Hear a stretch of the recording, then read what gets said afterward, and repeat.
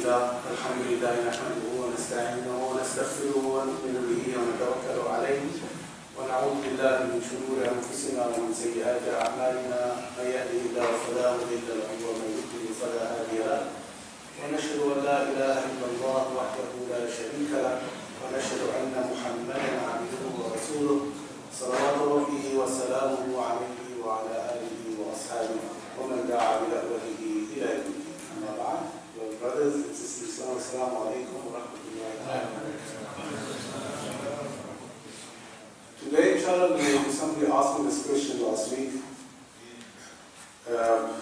Who is the Mahdi? Who is the Mahdi? Does the institution of the Mahdi exist within Sunni Islam? Because obviously in Shia Islam, the Mahdi is a big issue in Sunni Islam. So do the Sunnis believe in the Mahdi? And what is and who is the Mahdi? First of all, if we read the ahadith on the Mahdi, the many ahadith on the Mahdi, some of these ahadith are authenticated both by Imam Bukhari and Imam Muslim. So they are authentic ahadith of the Nabi Sallallahu Alaihi Wasallam that detail the question of the Mahdi. The Nabi Sallallahu Alaihi Wasallam said that the Mahdi will be one of the signs of Qiyamah. Mahdi will be one of the signs of Qiyamah. There will be, and the signs of Qiyamah are divided in Ashraq al-Sughra and Ashraq al-Kubra. There are minor signs of Qiyamah and there are major signs of Qiyamah. The minor signs of Qiyamah are what we may call trends. These minor signs will happen continuously. And the first minor sign that came to establish the fact that we're living in a time when the world will come to an end is the coming of Muhammad Sallallahu Alaihi Wasallam. The prophetic mission, when that started, when Allah Subhanahu wa Ta'ala said to Nabi Sallallahu Alaihi Wasallam and received the first revelation of Iqra Bismi Rabbika alladhi khalaq, that those words established for us that this is the last era of human beings on the earth.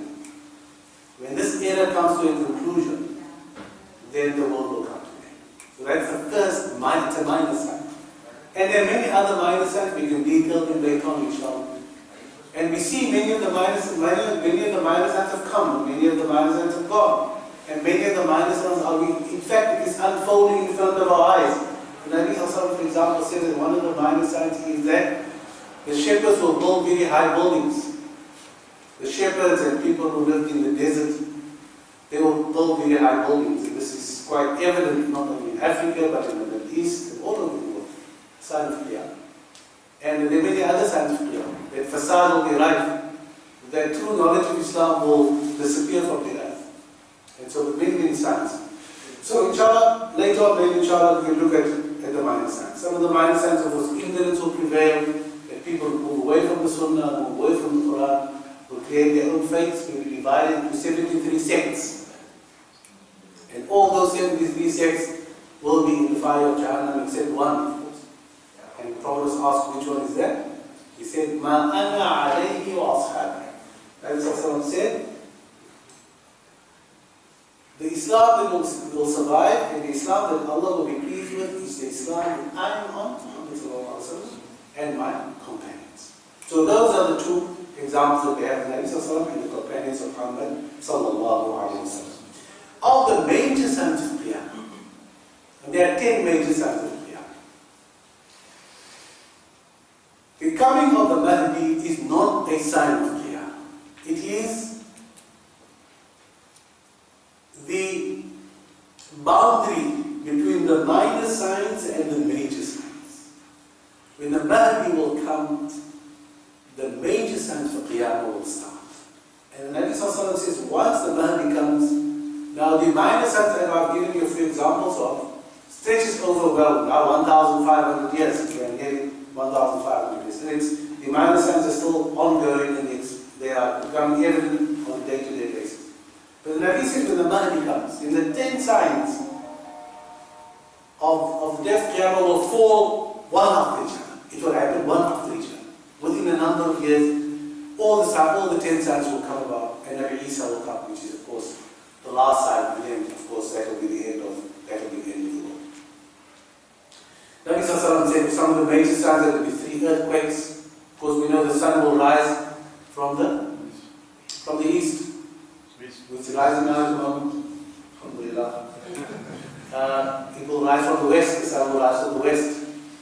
And many other major signs will happen. And the Nabi Sallallahu says, as I said, whenever one of these major signs will come, and the first major sign which will come will be the coming of Dajjal. We're not going to discuss that.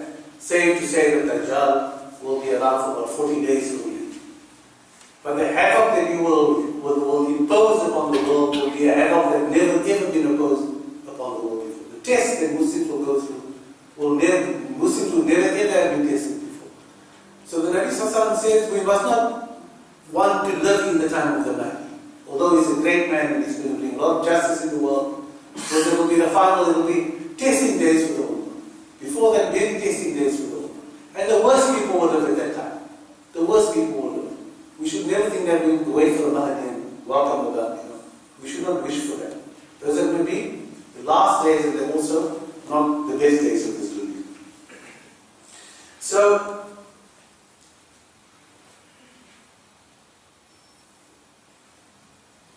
who is the Mahdi? Why is he called the Mahdi? His name is not Mahdi. This is a title that is given to him. The man's name will not be Al-Mahdi or the Mahdi, or Buddha Mahdi or Ajahn Mahdi. Whatever it is, say it Mahdi. No. This is a title. It's only a title. The title means the one who is guided and the one who will guide us. And Allah subhanahu wa ta'ala mentions the word, not the word Mahdi in the Quran. Allah subhanahu wa ta'ala uses terms that falls into the basket of the word Mahdi.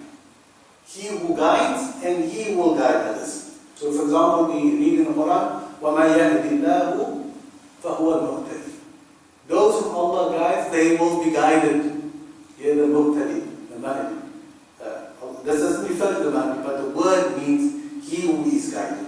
And the Nabi Sallallahu Alaihi Wasallam, of course, spoke about those who should follow after him. He said, whose sunnah should we follow after the sunnah of Muhammad Sallallahu Alaihi Wasallam? Al-Khulafa al-Rashidin al-Mahdiyyin min ba'di.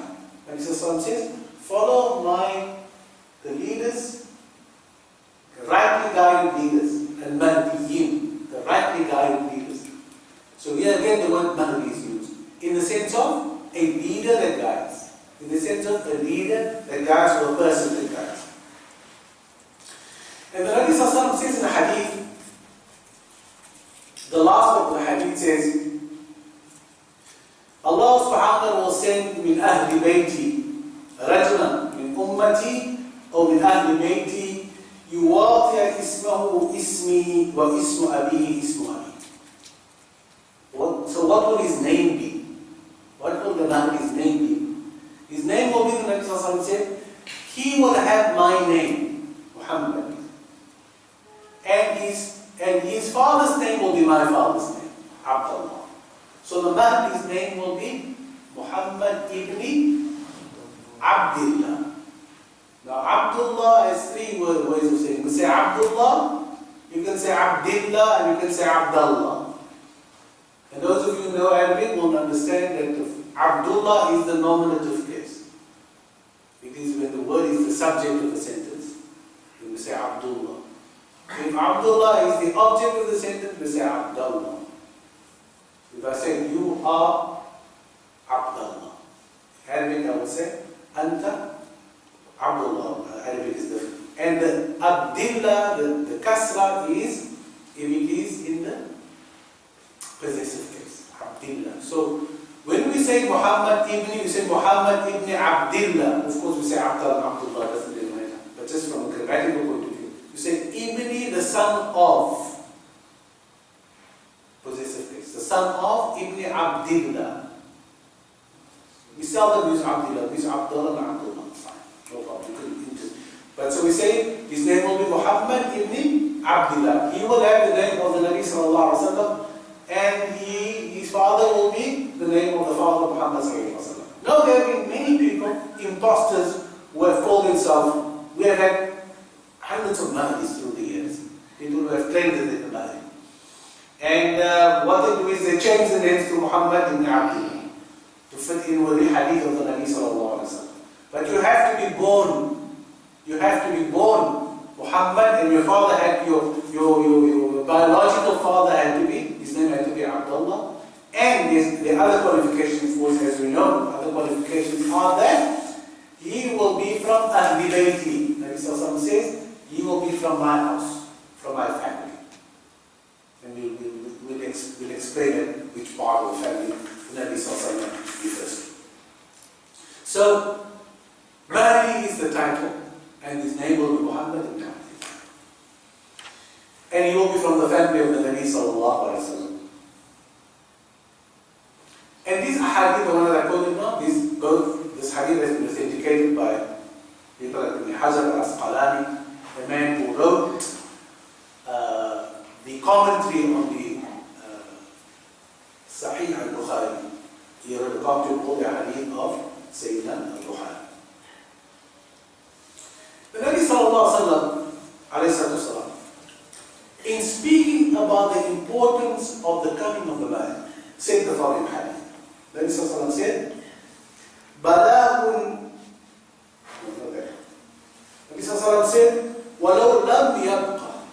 The Nabi sallallahu alaihi wasallam says, "Walau lam yabqa min ad-dunya illa yawmin, la tawwala Allahu dhalika al-yawm hatta yab'ath fihi rajulan min ummati." The Nabi sallallahu alaihi wasallam says, the coming of the Mahdi is so important. The last hour cannot come before the Mahdi comes. The Nabi sallallahu alaihi wasallam says, even if the Mahdi, if only one day remains of the dunya, if only one day and the Mahdi hasn't come yet, Allah subhanahu wa ta'ala will increase the length of that day for the Mahdi to come. So the Mahdi has to come. He has a very important role to play to explain where he will come from and what he will do. He has a very important role to play in preparing the stage for the coming of Nabi Isa alayhi salatu wasalam. That's basically his mission. He's coming to prepare for the second coming of Isa alayhi salatu wasalam, which of course, as you all know, is mentioned in the Quran. There are those who differ on this point, but majority of Ahl Sunnah wal Jama'at is part of our theology that Nabi Isa will come and that the Mahdi will come. So he will be from the Ahlul Bayt, as I said. Who are the Ahlul Bayt? The Ahlul Bayt are, who is the tribe? Nabi Sallallahu comes from which tribe? Not the Zulus, you say. From the Quraysh. Nabi Sallallahu comes from the Quraysh. That is the big tribe. And the tribe, within that tribe that he comes from, Quraysh is a massive tribe. So in that tribe there are different Bani Hashim, so it's from the Quraysh. Nabi Sallallahu said Bani Hashim. And who was his last child who had children who lived after him? Sayyidah Fatima. So this Mahdi, Muhammad ibn Abdullah, has to be from the Quraysh. He has to be from the Bani Hashim. And he has to be from the offspring who's coming with anybody else, of Fatima and Ali, radiallahu ta'ala. The question is, Sayyidina Ali had two sons, as you know, Hassan and Hussein. And there is a technical difference between the Shia. The Shia, of course, say that the Mahdi will come from him, from the sons of Hussein. And they're very cross with Hassan, of course, because Hassan abdicated his imamate, he abdicated his khalifaship in favor of Muawiyah. And the reason that Hassan did that was because for 5 years before that, there was civil war in the Ummah. For 5 years, Muslims fought each other because of the Khilafah. Sayyidina Ali fought, long battles. A lot of Sahaba, 50,000 Muslims were killed in those 5 years. So when Hassan came, he said, when his father died and he became Khalifa, he said, I'm stepping down as Khalifa. And I'm stepping down as Khalifa to stop the bloodshed amongst the Muslims. I give my Khilafah to Muawiyah. If you want to run the Muslim Ummah, let him run the Muslim Ummah. I will stay in Medina and I'll do other things. And of course, the strife and the internal warfare, internecine warfare, and the civil war stopped. So the Shia are very cross with Hassan because he had to fight Muawiyah. You know that. Hussein, on the other hand, he saw this as his life's mission, that he was entitled to the Khilafah. He was entitled to take over the leadership of the Muslim Ummah. And he would go to any lengths to establish what he termed to be the truth. Those who came to Karbala, in fact, the people of Karbala invited Sayyidina Hussein. They said, we will stand by you. We will fight with you as one man. Come to Iraq. We will be your army and we will face, what was Muawiyah's son's name? Yazid. We will fight with you with Yazid. In fact, when Hussein came there, not even reached the city of Baghdad yet, not a single person was there to assist him. Not one of those people who invited him to assist him. In fact, he had to fight with himself, his wife and his children. And then, of course, as we know, that happened in Karbala, he was killed. So he was the greatest martyr. And he lost his life because he felt that he wanted to establish the fact that Khilafat is for those who are entitled to Khilafat. So, how do we know which one of the children of the two sons of Ali, from which son the Mahdi must come? We know it because of a few incidents in the life of the Nabi Sallallahu Alaihi Wasallam. One incident was in Ali, of course, said that it will come from Hassan. But there's a reason it will come from Hassan. Because one day the Nabi Sallallahu Alaihi Wasallam was on the minbar, this hadith is important in Bukhari. He was on the minbar, and Hassan was a small boy, he came to the masjid, but he had the third one which is too long for you. You know how children go, they wear their father's clothes and they fall all over. So he came to the masjid, was falling, and the Nabi Sallallahu got off the minbar, walked across, picked him up, took him, got back on the minbar and kept him on his lap while he was giving the khutbah. So this shows the love, and the Nabi Sallallahu said, Inna ibni hada sakidun. Nabi Sallallahu said to the people, all the Sahaba were sitting there, so this is a hadith which everybody knew, everybody saw this. Nabi Sallallahu said, Inna ibni hada, verily this my son, his grandson, verily this son is a sayyid. He will be a leader. He's a leader. He's going to be a leader. There are many other signs that point to the fact that the Mahdi, Muhammad ibn Abdullah, will come from the progeny of Sayyidina Hassan alayhi as-salatu was-salam.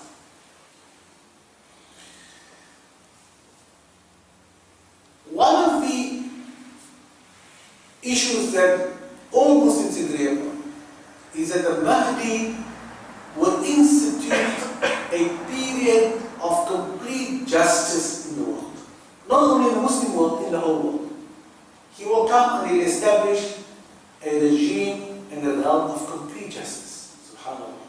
And this justice and equity and equality, and in fact, Nabi Sallallahu Alaihi Wasallam said that crops will grow, be enough water for everybody. He will be a very generous man. He will give money to everybody. There will be prosperity in the world. Everybody will prosper. But he will be in the world for only 7 years, 7 or 8 years. 7 years. 7 years, he will rule, and one of the things is he will rule as the ruler of the world, or the ruler of the Muslims. In other words, the Mahdi will not be confined to, say, Iraq, or to Jerusalem, or to Egypt, or to North Africa, or to Yemen. No. This Mahdi will be a Mahdi of all the Muslims. He will be recognized because there are certain signs which will tell us that he is the real Mahdi.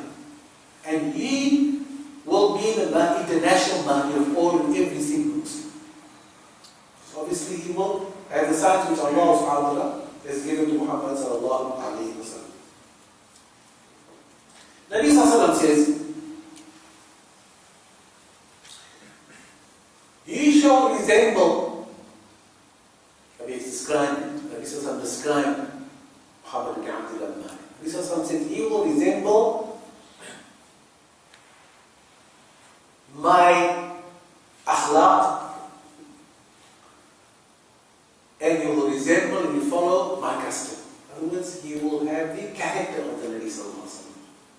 he will not look like me. Nabi said, he will not look like me. Nabi described what he will look like. Nabi said, he will have a wide forehead, he will have an aquiline nose. And both these features are features which show nobility amongst the Arabs. And this Nabi Sallallahu, these are the only two features that Nabi described of this particular man, the Mahdi, inshallah, will come. And as I said earlier, there are a lot of fabricated hadith also on the Mahdi. There are thousands of fabricated hadith on the Mahdi.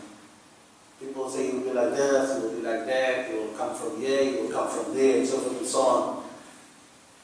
But we stick to the hadith, particularly Abu Dawood, which is authenticated, as I said, by Bukhari and by Muslim. And as I said, one of the things that he will do is he will fill the world with justice and equity and equality. Now, where will he come from? Where will he? From which part of the world is he going to appear from? There are two views on this.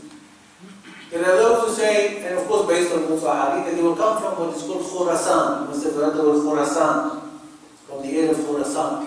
Now Khurasan, the area of Khurasan is the area north of Pakistan and India, the northern part, including the northern part of Afghanistan, of Kurdistan, of Turkmenistan, that area there, part of Iran. That whole area is called Khurasan. Unfortunately, it excludes Iraq. See, the Mahdi comes from Iraq, said you don't fit the bill. If you come from the West, you don't fit the bill. You come from Saudi Arabia, you don't fit the bill. You're Yemen, you don't fit the bill. Saudi Arabia shall be not included. The other group, which is the strongest view, is that the Mahdi will come from Medina. He will be born in Medina and he will come from Medina. And it is said that the Mahdi, people will be looking for him at the time of his coming. And he will know that he is the Mahdi because he knows he has the name, he has the father's name, and he will be related to Sayyidina Hassan. And then at the time of the Mahdi, there will be civil war among the Muslims. At the time of the coming of the Mahdi, Muslims will fight Muslims, civil war. It will be the greatest civil war ever in the history of Islam. And he will hide himself, this Mahdi. Not like all the Mahdi that has come so far has proclaimed himself to be a Mahdi. So obviously they are imposters. He will be the real Mahdi, he will hide. Where will he go to? He will go to Makkah and hide inside the Kaaba. He will stealthily go inside the Kaaba and hide inside the Kaaba. Because he doesn't want to take the responsibility of being the Mahdi. And the reason for this is given in two ways. One is that he doesn't want to take the responsibility that is awaiting him. Secondly, during his young years, he will not be an alim or a qari or he will just be an ordinary plain simple Muslim. Otherwise, there will be no signs that he'll ever be a man. Allah subhanahu wa ta'ala will cleanse and purify him at the time when he has to become a man. He'll become the most pious person ever. That's why the Nabi Sallallahu Alaihi Wasallam said, even if one day is cleansed, Allah subhanahu wa ta'ala will stretch that day, transform him into the most pious person, and he become a man. And what will happen? The Nabi Sallallahu Alaihi Wasallam also said in the hadith that the Khalifa of the time will send an army to find him in the Haram and to kill him. And the other sign is that this army will be swallowed up by the earth. The army will not reach Makkah. Because we know what happened in 1979. Anybody remember what happened in 1979? The Shah of Iran was conquered, wasn't it? Khomeini became the leader of Iran. What else happened in 1979? The Haram was taken, was besieged by a man called Juhayman. Juhayman, what he did was, it was Fajr one morning, we went for Salah in the Masjid al-Haram, and he came and he said to the people, the Mahdi has come. Here he is, his name is Muhammad ibn Abdullah, he is of the tribe of the Quraysh, of Banu Hashim, and he is the new Mahdi. And the Nabi Sallallahu Alaihi Wasallam had said that people will make bay'ah, will pledge to him between the Hajar al-Aswad and the Maqam Ibrahim. So he stood there between the Hajar al-Aswad and the Maqam Ibrahim, this man, and they believed, they were very pious people who believed this. And they said to the people, you must come pledge allegiance to him, 1979 in the Haram. They locked all the doors of the Haram. And a lot of the ulama as well, they said, this must be the man. He has all the qualities. He's there between the Maqam Ibrahim and between the Hajar al-Aswad. People are pledging allegiance to him. A lot of the pious people inside the Haram were pledging allegiance to him because all the sign, and he came from Medina, which is also a sign. And a person who saw him when he was, because they killed him when he passed away, they said that he had a broad forehead and an aquiline nose. So but there were two things. There were two things that didn't fit the bill. There were two signs which he did not conform to. One is that the army was not swallowed up. The tanks, especially those of the Haram, because more than 300 people were killed, as you know. And also that the real Mahdi will not want to be the Mahdi. He will be forced. People will force him to take, they will force him. They'll say, you are our leader, we force you to be the leader. You have to be the leader. And this man stood there and he said, I'm the Mahdi. So, that thing was also false alarm. So this Mahdi then, he will hide in the Haram, he will hide inside the Kaaba. And they will find him and they will take him out. And they will say, you are the Mahdi. You are what the Nabi Sallallahu Alaihi Wasallam had prophesied. And we pledge our allegiance to you. And he will fight and deny that he doesn't want to. Because eventually he accepts that he is the Mahdi. The second sign is that it is not the Mahdi that will come from Khorasan. The people from Khorasan, as you know, you've heard this, that they will come with black flags, isn't it? You've heard the black flag story. That an army will come from the side of Afghanistan, of Khorasan, of Central Asia, on the borders of China. A massive army will come. And they will send a message to the Mahdi that we are your army. We are coming to Makkah and we are going to support you. We are going to fight for you. So that's going to be the issue. That will be the Mahdi. And he will be the greatest leader of Islam that we've ever seen.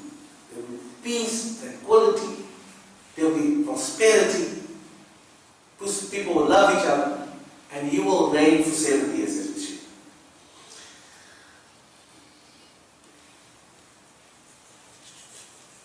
Think something will happen.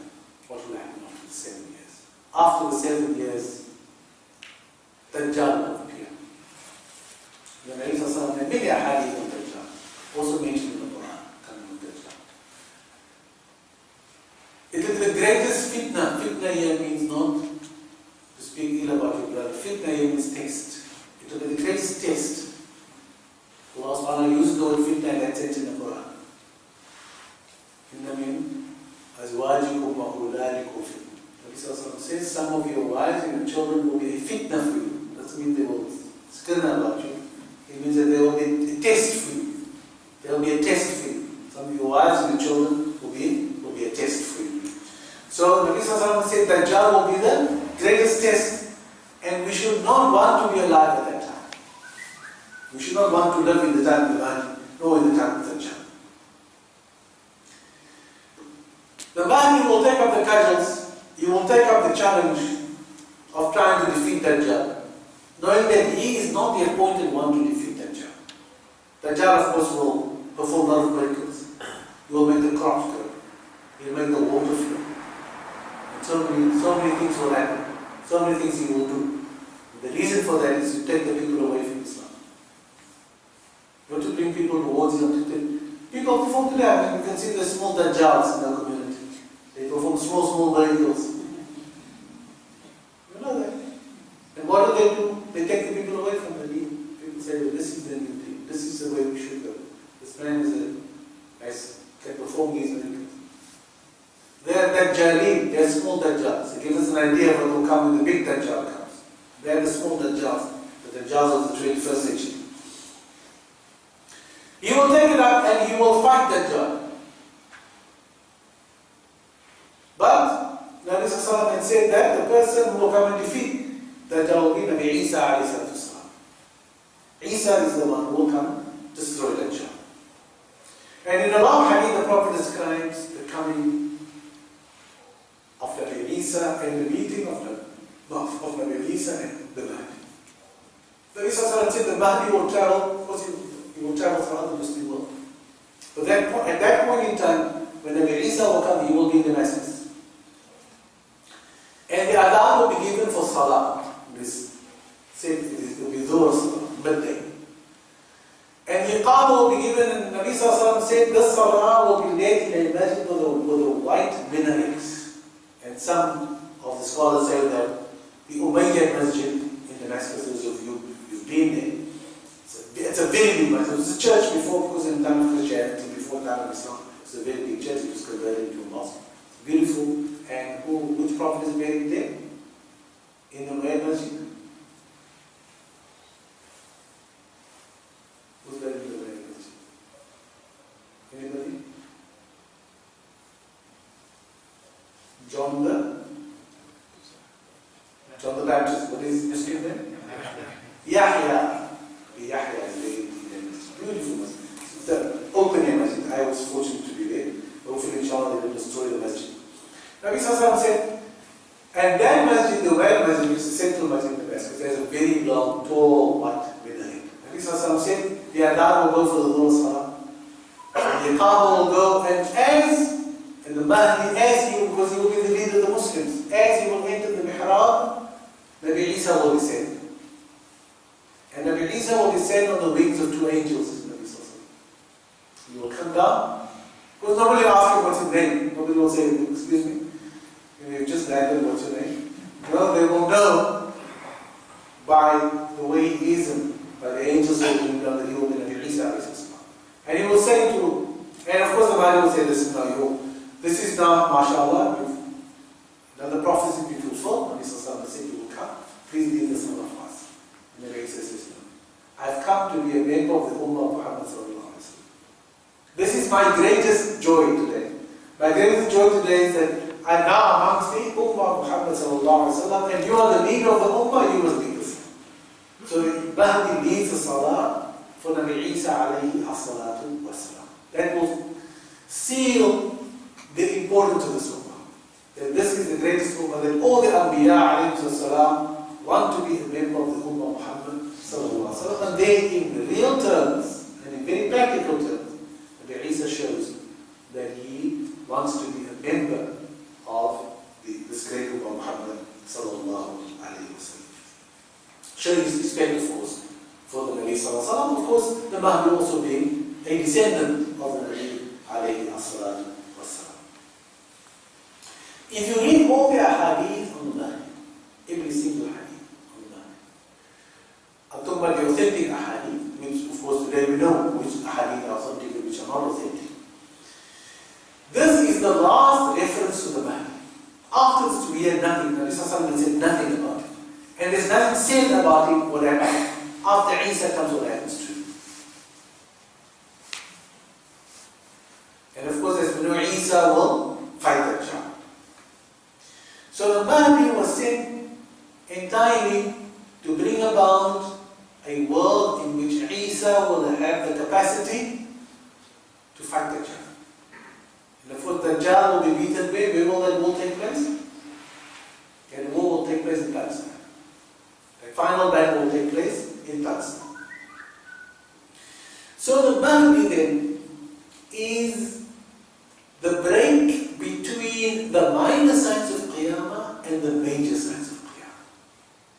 When all the minor signs have come and gone, let me read you some of the minor signs. Of course, I said the greatest minor sign of Qiyamah is the Bi'atha, or the Prophet of Muhammad Sallallahu Alaihi Wasallam. In Shaqaq al-Qamar, the moon will be split.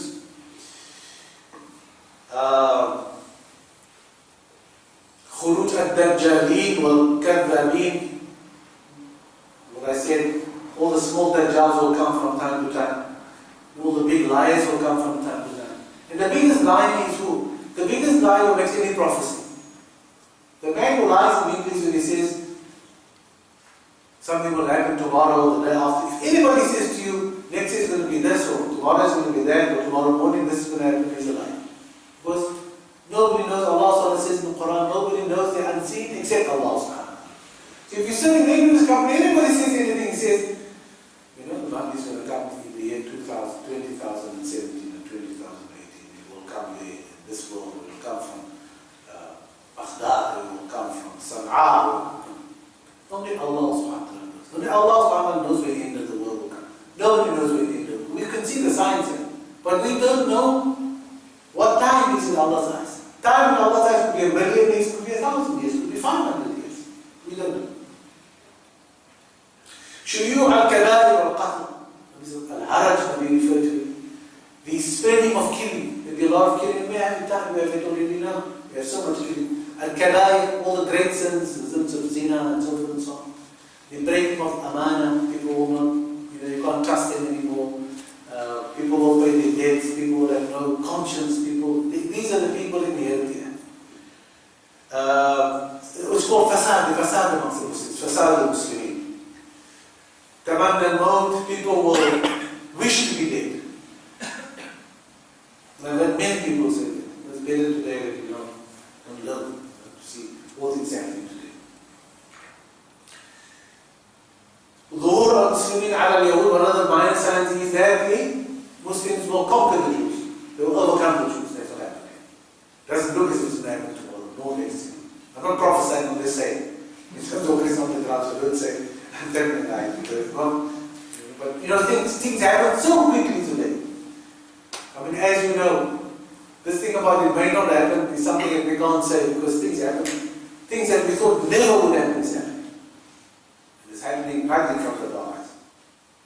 Sometimes when you look at all the fires that's burning now, maybe a sign in Indonesia and Malaysia, there's smoke coming to the whole Southeast Asia.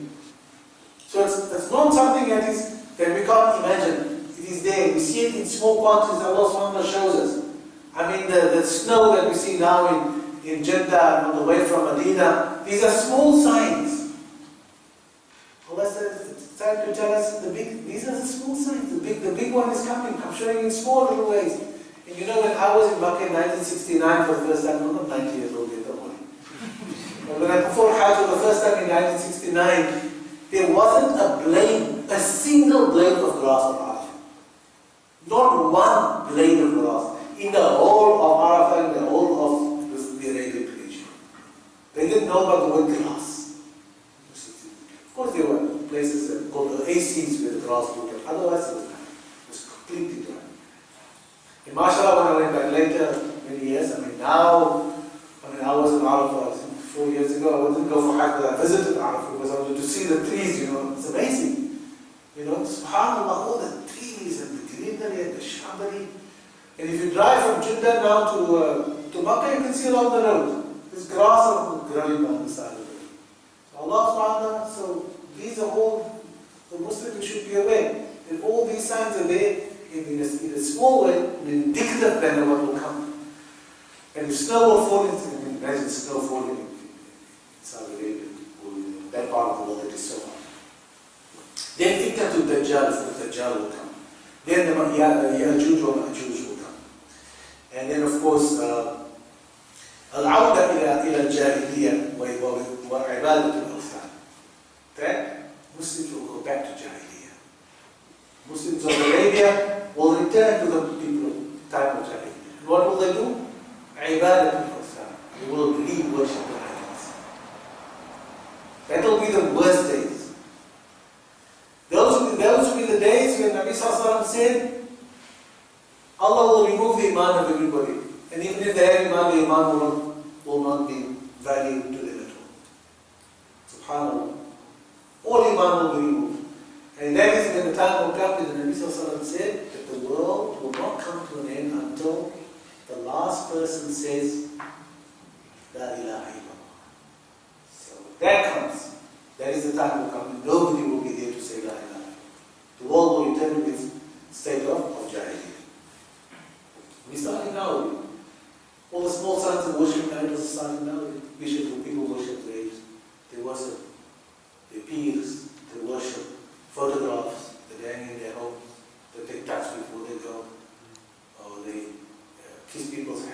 These are all the small idol worship. There's nothing but the small signs of idol worship. So be careful with these things. Because what will happen? If you involve yourself in this, your generation at that time, they will worship the idols.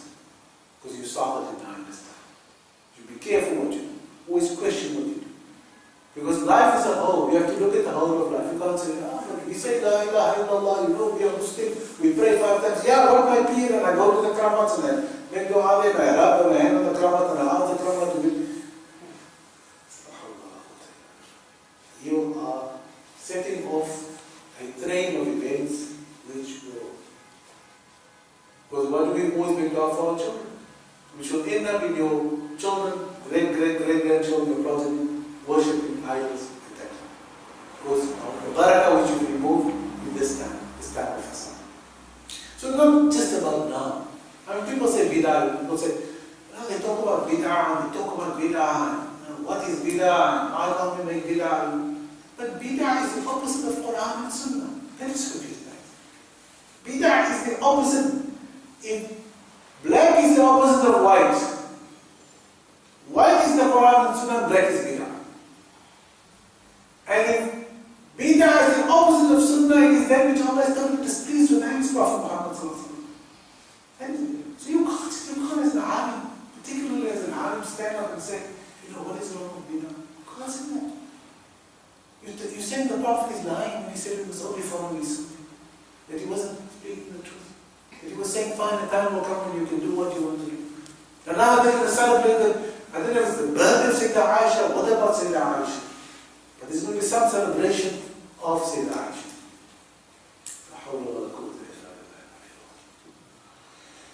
Tulu Shams, and I said as the sun will rise from the west, and one of the big signs is that the fire will start in Yemen, which will light up the necks of the camels in Baghdad. It will be such a big fire. Massive fire will start in the Arabian Peninsula. That will be one of the signs of the day of Qiyamah.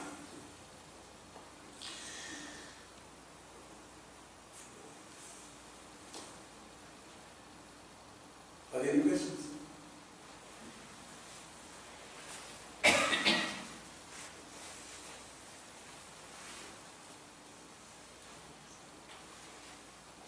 Don't only on the line if you want to ask any question if you like. If you want to ask a question. Yes. Alaykum salam. When the sun rising in the west. Is that the final sign? No, that's not the final sign. But I was speaking to, or rather, I was discussing with yes. Islamic physicist. Yes.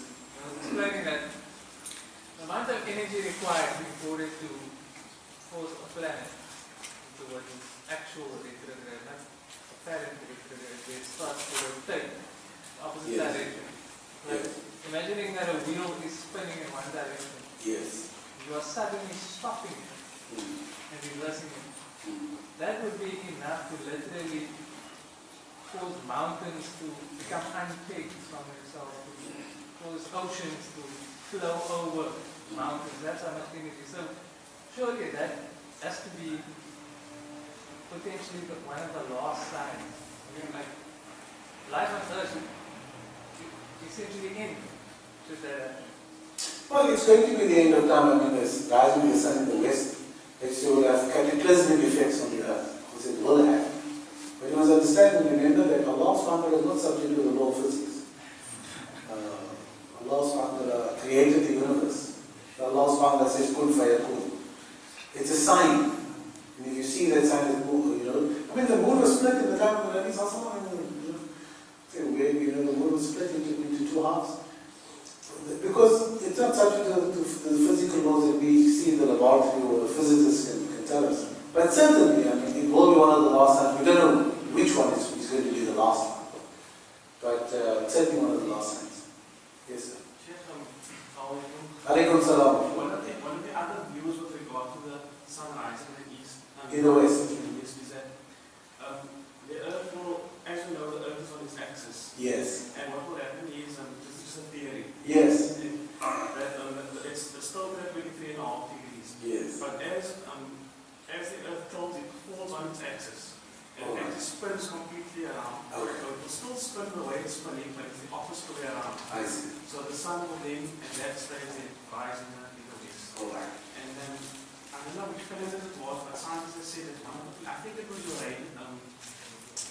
it, Venus? Yes. Venus, I'm not too sure. And it actually tilted on its axis. And now it's spinning the opposite way. Okay. So there's a precedent there. Possibility of That, saying that the sun might rise on this. I don't want to get into an argument, but Venus is... you were in an argument, you carry on the argument. Venus's instance is a planet retrograde. They're not referring to the actual planet spinning in the opposite direction, but rather the movement of the planet appearing to be reversed. But it's significant that you mentioned Venus. I mean, women are like that. Venus is sometimes spin on the other direction. It also be one of the reasons. But also, people say also that it's not the actual sun that will rise from the west, but Islam will rise from the west. That's also a theory. But one can almost see that those are also present. You can see that I mean, if I read the output of Islamic books and literature from the world that has an impact on the world. Because a lot of literature coming out from the Arab world, from the Muslim world. But when you look at the literature that comes out from the West, and the research that is done in the West, then it's chalk and cheese compared to the kind of quality that's coming out from the Arab world and the Muslim world. And also, one senses that quality when you listen to scholars coming from the West as to scholars coming from the East. And that is not the end of it, but people say it's not the rise from the West. Yes. Welcome. We were in Cyprus. Romania. But we really, I mean, at the end of the day, both Salman and Islam, at the end of the day, we've now reached the 21st, we're to the 22nd century. And the amount of knowledge we have of this universe is actually just above zero, if not just below zero. We still know nothing about the universe. And I'm not saying that, the scientists say that. They say, that they discovered a new planet, I think, 2 weeks ago, 3 weeks ago, it seems. No, it was there. Planet 9. Planet 9. Yeah, what about planet 10 and 11? Yeah. You go, If if the planet go once around the sun, and you would be living on there, you will be 265,000 years old. That's how far it is from the sun. I think Allah has made these big numbers for us so that we can understand that there's a God, there's an Ilah, there's an Allah. And there are lots of things beyond our understanding. There is the ghaib that Allah says you must believe in. There is Allah's world, it's called the ghaib. Yes, sir.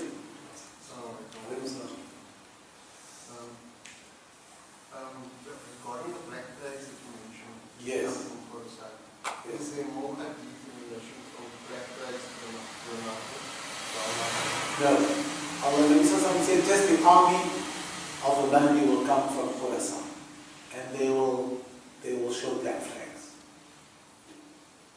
I know ISIS is with a black flag. But Nabi Sallallahu said, he didn't say La ilaha illallah will be written on the black flag. He just said it will be a black flag.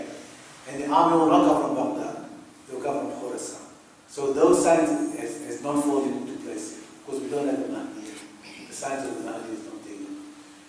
And regarding the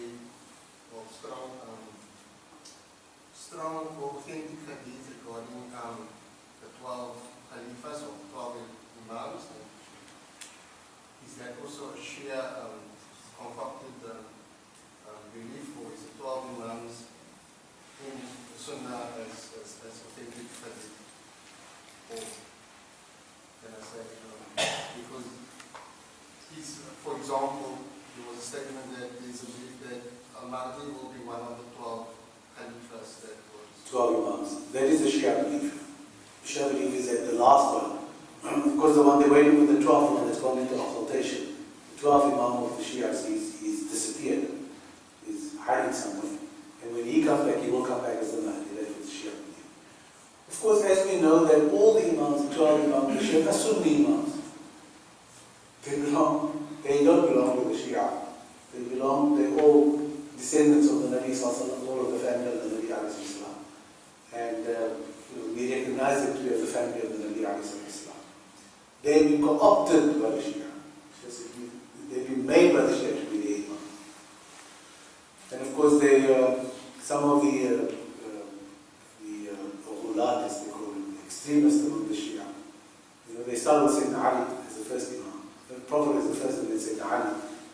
And they exclude Hassan completely. They start with Hussein and they go down Ja'far as-Sadiq and his son and his son and his son.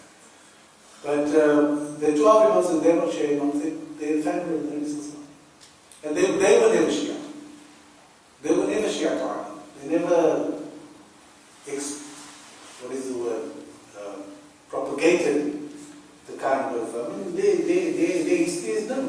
The history of the family of the Nabi Sallallahu. A lot of ulama amongst them, with their writings, and what they have said is known to us. And not any of their writings, authentic writings, support the Shia point of view. And they were all co-opted by the Shia after their death. While they were alive, they were not part of the Shia institution. Of course, we must also realize that Shia initially was a political movement that supported Sayyidina Ali against Muawiyah. They were like a political party, basically. They morphed into eventually a religious movement called the Shia religion. But initially, the Shia was Shia to Ali. Shia to mean supporters of Ali. They supported Sayyidina Ali against Muawiyah.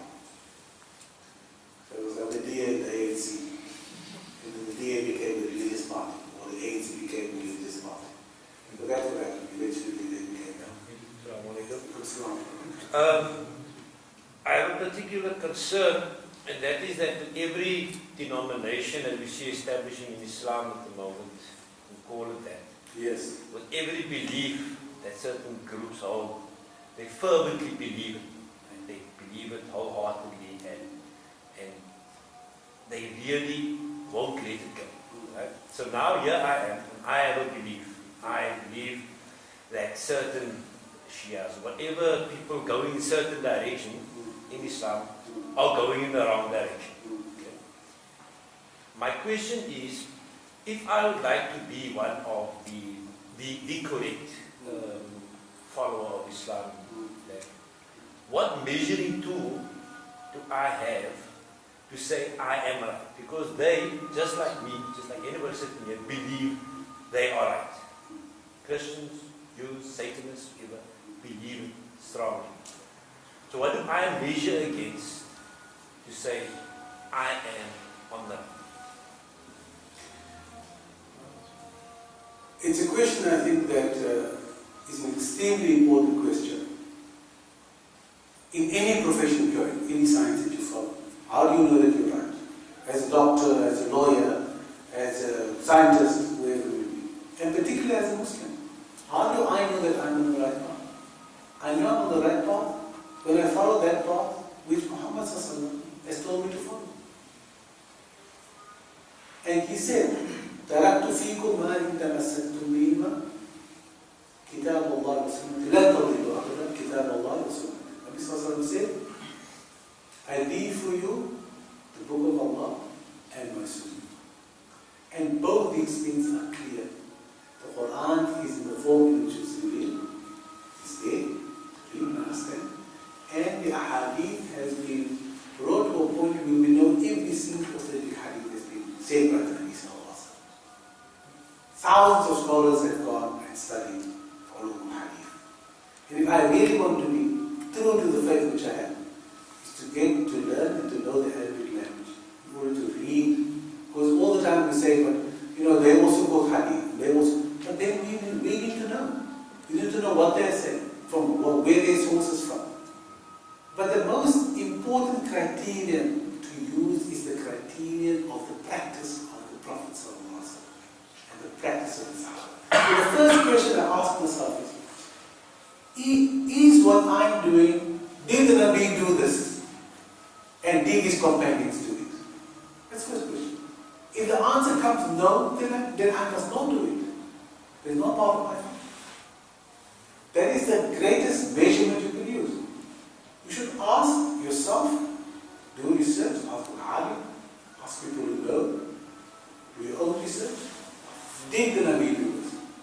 good? No problem. Is it in the Quran? No, it's not in the Quran. Neither did the Prophet do it. I must stay away from it. Don't mislead me. And Shaitan misleads in so many ways. In so many ways, Shaitan misleads. I just read something, I think it was some newspaper. This man was writing, he says, in Somalia, there was an alim who was teaching the people the Hajj. And what he did was, he built the Kaaba. And to show the people exactly how, because he said many times you go to Makkah and people didn't know what to do, how to do it. So he built this Kaaba and he had of his students teaching people exactly how to make tawaf. Just maybe a cardboard thing that you put up in the masjid or wherever it is, and you teach the people, here's the Hajj al-Aswad, here's the Maqam Ibrahim, and this is the, Hajj Ismail, make it easy for them. So this alim was commenting on this, and he said, this is how Shaitan starts.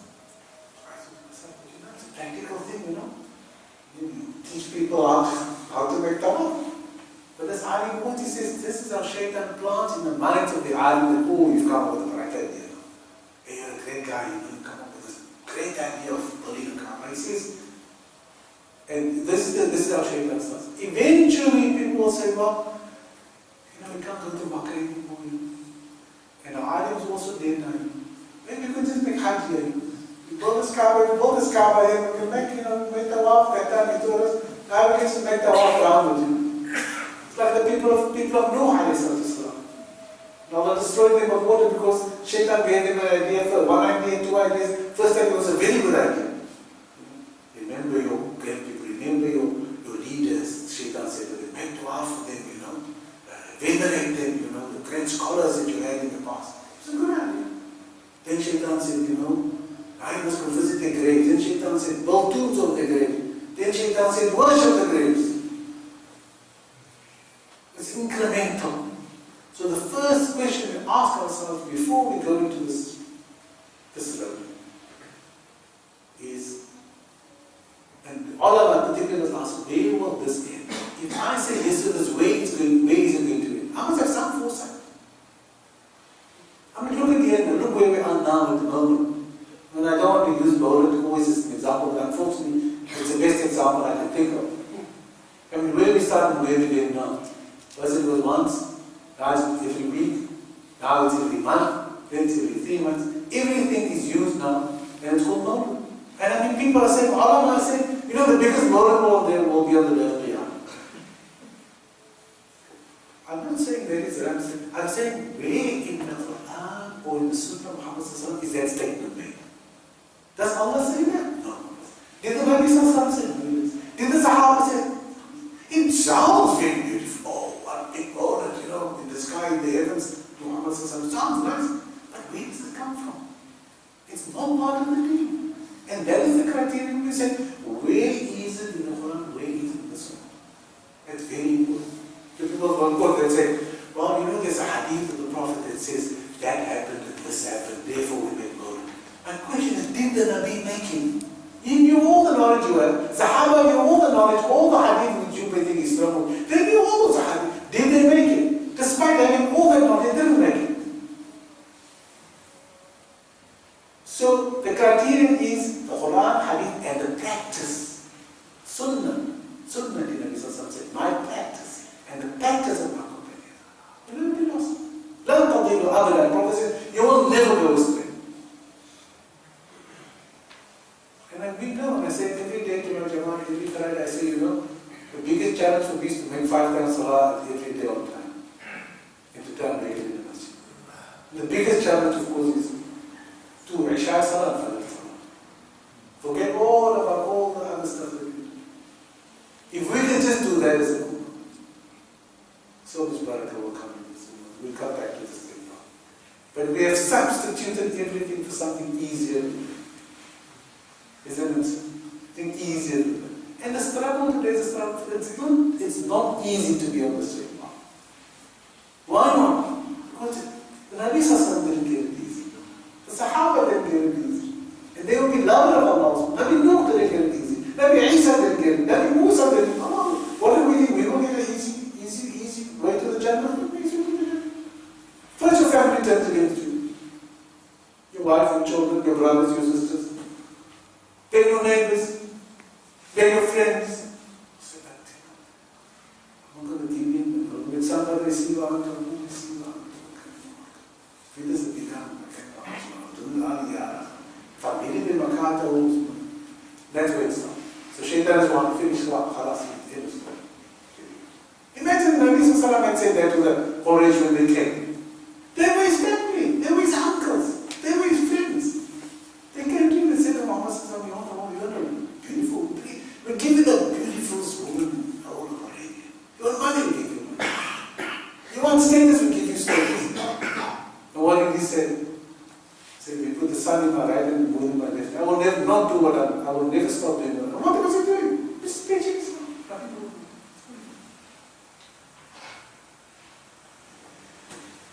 So, big question with simple answers. Where do Islam? Very straightforward answer. Allah subhanahu wa ta'ala just wants us to be good human beings and good followers of Muhammad. That's all. And with his companions. That's what the Quran is. And the major thing, brother, is that we're doing this for the akhirah. Because the dunya is going to come to an end very soon. My dunya is going to come to an end much before the real dunya is going to come to an end. We're all standing in a line to go back to Allah subhanahu wa ta'ala. As I always said, He's going to call you, He's going to say to come here. He's going to say, Muhammad, Ismail, Faaik. Did I send you the Quran? Did the Prophet come to you? He says what he told you. Why did you do this and do this and do this? Did he teach you that? Not that you know, people said it was good. He said, but I told you, you must follow only my Quran and Sunnah. That's what I told you. So the best thing we can do is to get us a teacher to teach us the Quran and Sunnah, to guide us along the path. That's not the easy part. It's the most difficult part you can do. But it has, you can sleep at night when you do it. Nothing to worry about. Because Allah's Father will be pleased with you. That is more important than anything else. Because ultimately that's where you need to go. You need to go back to Allah. You're not going to go back to your friend, or the Imam of the Masjid, or your Pir, or the Wali. No. He's not waiting for you on the other side. Allah's Father is waiting for you on the other side. None of those other people will be there. Only you and your Ilah will be there. And that is the sincerity, the ikhlas that we need. But qul huwallahu ahad. Allah Samad. Why is that surah called Surah Ikhlas? Because it means only Allah. That is sincerity. Sincerity is when we subject ourselves only to the law of Allah subhanahu wa ta'ala. May Allah subhanahu wa ta'ala make us each other those who have that kind of ikhlas. Very simple ikhlas. قُلْ هُوَ اللَّهُ أَحَدٌ. Say Allah is one. Allah Samad. He is the sustainer of the world. If we really believe that Allah is the sustainer of the world, we'll never go to Spain, we'll never listen to anybody except to listen to Allah. Because our dependence is on whom? If I proclaim that Allah is my sustainer, He gives me health, He gives me wealth, He gives me everything, He will take my life, He's given me life. Everything comes to me. Then I'll just walk the straight path and that's it. Finish it, end of story. Those who like it will like it, and those who don't like it. So yeah, that's exactly it. Quran. Bismillahir Rahmanir Rahim. Wa asma bil insani wa khusr bil ladina amanu wa 'amilu